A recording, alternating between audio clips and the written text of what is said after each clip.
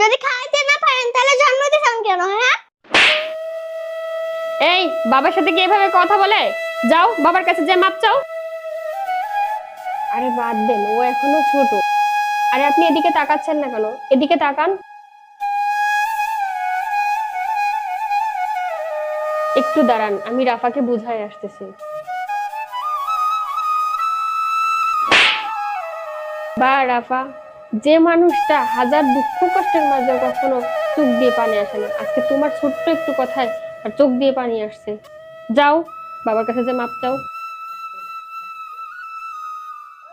বাবা আমাকে মাফ করে দেন, আমার অনেক বড় ভুল হয়ে গেছে। শোনো রাফা, বন্দুক থেকে বের হওয়া গুলি আর মানুষের মুখ থেকে বের হওয়া বুলি কখনো ফেরত নেওয়া যায় না। তাই বলার সময় একটু ভেবেচিন্তে বলবা।